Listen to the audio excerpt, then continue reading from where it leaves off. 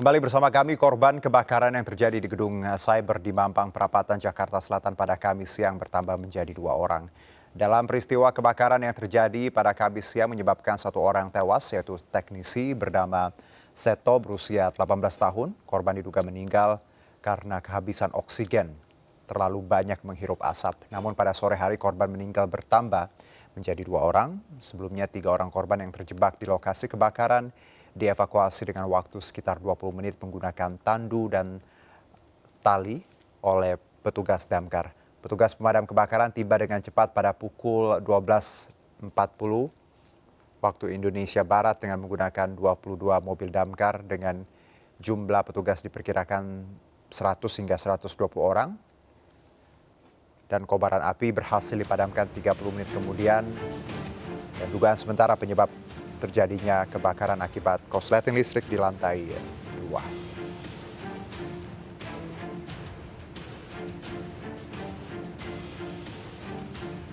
Kita sampai di TKP yaitu jam 12.34. Ternyata sampai ke lobi ini asap sudah sangat tebal sekali. Ya. Jadi pada saat kami datang ke TKP tidak bisa langsung masuk. Jadi kami mempersiapkan satu alat yang namanya alat bantu pernapasan untuk bisa menembus ketebalan asap yang ada di dalam gedung. Ini kejadian ini kebakarannya ada di lantai 2. Ya, kebakaran gedung Cyber One di Mampang, Perapatan, Jakarta Selatan membuat sejumlah aplikasi dan layanan web Vivi. Selamat sore, Pak Jimmy. Ya, terima kasih sebelumnya sudah meluangkan waktu. Bu Vivi, kita bicara mengenai relevansi bagaimana sistem data center ini terpusat dan ini terjadi kebakaran. Bagaimana Anda melihat ini? Ini agak riski kan kalau terjadi, pasti banyak yang terganggu. Ya, betul. Oke, sebetulnya hal penting yang sangat penting diperhatikan untuk data center terpusat ini, pertama adalah mengenai bangunan dan arsitektur. Oke. Nah, kita tahu bahwa isi dari data center itu berisi berbagai beratus-ratus server dan perangkat-perangkat di dalamnya ya. Tentu saja gedung data center dia akan menampung sedemikian banyak peralatan elektronik, jadi harus didesain secara khusus dan juga senantiasa dievaluasi untuk penggunaannya.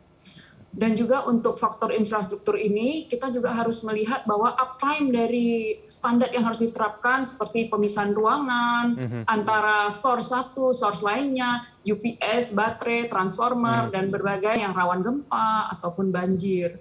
Juga untuk data center harus memiliki akses kontrol dan keamanan yang memadai sekali. Oke.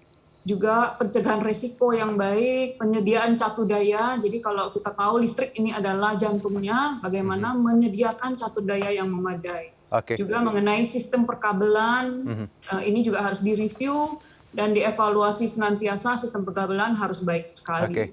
Jadi juga ya, untuk Bu Vivi, kalau kita bicara kejadian di gedung cyber ini, saya research sebelum ini bukan yang pertama ternyata. Di 2015 hal ini juga pernah terjadi. Kalau Anda melihat, tadi kan Anda menyebutkan bahwa sebenarnya harusnya gedung-gedung ini untuk yang data center ini harus yang didesain purpose seperti itu ya. Memang tujuannya untuk gedung cyber seperti itu. Kalau kita lihat rekonstruksi atau dari gedung ini sendiri, Anda bagaimana melihatnya? Apakah memang belum sebenarnya tidak layak atau memang tadi risky, beresiko kalau kita lihat konstruksinya?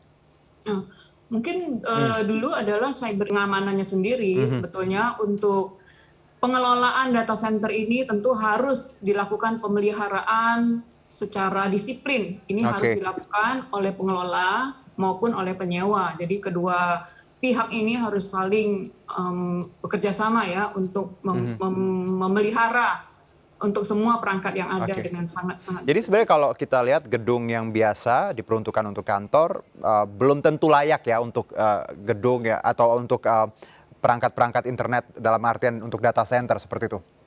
Betul, karena kalau untuk gedung data center sendiri harus desain yang sungguh sangat khusus, karena fungsi-fungsinya sudah harus didesain sejak awal.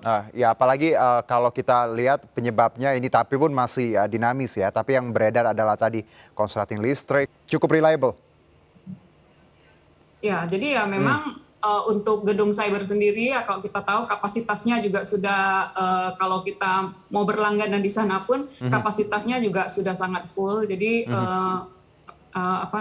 untuk pemeliharaan ruangan maupun gedung khusus untuk data center ini harus jadi perhatian khusus kami. Kita lihat kerugian nih Bu Vivi, banyak perusahaan yang kemarin juga sempat terganggu ya, server web hostingnya, ada juga yang sekuritas yang harus suspend seperti itu. Anda melihat kerugian yang dialami perusahaan-perusahaan ini seperti apa? Oke, jadi ada beberapa pihak terdampak ya Pak. Oke. Tentu saja perusahaan sekuritasnya sendiri atau perusahaan yang terdampak pasti pertama mereka yang mengalami kerugian secara langsung maupun tidak langsung. Jadi kalau material udah pasti transaksi hilang gitu ya. Kalau non material udah pasti jadi name risk gitu ya. Kalau untuk pihak nasabah juga menjadi pihak yang terdampak sebetulnya karena mereka menjadi tidak bisa bertransaksi, jadi hilang opportunity dalam bertransaksi saham seperti itu. Nah, pihak lainnya juga sebetulnya Bursa Efek Indonesia juga menjadi pihak yang terdampak karena secara tidak langsung anggota bursa yang tidak bisa bertransaksi di Bursa Efek Indonesia sehingga transaksi fee yang biasanya disetorkan ke bursa juga akan berkurang. Nah, secara keseluruhan tentu pasar modal Indonesia juga menjadi terdampak juga dengan adanya insiden ini. Oke, ke depan Bu Vivi, apa yang harus dilakukan agar kita tadi bisa paling tidak mengantisipasi? Perlukah kita membangun disaster recovery center di tempat lain, di pulau lain dengan tadi persyaratan yang kalau Bu Vivi sebutkan rawan gempa, Jakarta ya langganan gempa. Oke, pastinya semua perusahaan yang memang secara komersial menggantungkan istilahnya menggantungkan pada digital sudah pasti harus mempunyai data disaster recovery center tersendiri. Jadi selain menempatkan peralatan servernya di data center utama, tentu harus mempunyai data center lainnya sebagai backup. Nah, secara ketentuan kita harus menempatkan kurang lebih 30 km letaknya dari data center pusat kita ke data center yang menjadi backup ini. Jadi itu ketentuannya ya, idealnya seperti itu.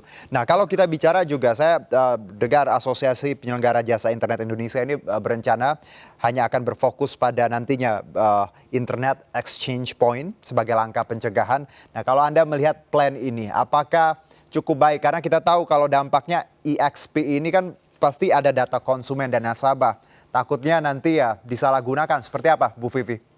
Oke, tentu jika memang ABJI akan berfokus pada interkoneksi jaringan ini, tentu akan bagus ke depannya. Karena bagaimanapun ini akan menambah SLA untuk uptime ke anggota-anggota ABJI sendiri. Jadi ini akan bagus ke depannya. Baik, Bu Vivi, kalau kita belajar ya dari kejadian ini, mungkin bisa di-sum up apa yang bisa kita pelajari dari kebakaran ini dan kedepannya untuk beberapa data center lainnya yang ada di Jakarta ataupun di tanah air, apa yang harus diantisipasi? Oke, kalau kita sebagai pengguna, tentu sebelum kita memilih sebuah data center, kita harus melihat track record dari data center ini sendiri. Apakah memang didesain khusus untuk data center atau dialihfungsikan seperti itu ya. Jadi kita tidak hanya melihat biaya yang murah, tapi kita mesti lihat juga kualitas dari data center ini sendiri. Hal kedua adalah tentu kita sendiri harus sebagai pelanggan juga harus mengantisipasi diri kita sendiri bagaimana menyiapkan backup di bisnis kita sendiri agar tidak terdampak jika terjadi sesuatu dan hal di data center utama kita. Oke, kalau bicara fasilitas atau infrastruktur data center di tanah air, sudah cukup memadai Ibu Vivi menurut Anda? Cukup berkembang saat ini untuk fasilitas data center yang ada karena beberapa perusahaan raksasa juga mulai masuk ke Indonesia, jadi akan semakin berkembang ke depannya. Ya tentu ini jadi satu opportunity juga dan tantangan juga untuk pengelola data center yang sudah ada. Oke, kalau kita sendiri dari kejadian kemarin, Ibu Vivi dari MNC Sekuritas sendiri ada trouble atau seperti apa laporannya? Kebetulan di MNC Sekuritas sendiri kami tidak meletakkan data center di Cyber 1, jadi untuk bisnis untuk saat ini kami aman. Jadi tidak terpengaruh ya dengan kejadian kemarin. Dan ini jadi pelajaran kita bersama bagaimana kita memilih tadi data center yang baik, bukan hanya karena harga murah, tapi ada kualitas di situ dan juga menempatkan tadi another discovery center recovery karena kita takutnya hal ini terjadi. Ibu Vivi, terima kasih atas waktunya. Selamat beraktivitas kembali. Salam sehat. Terima kasih. Kami akan jeda terlebih dahulu, tetap bersama kami di MNC News Now.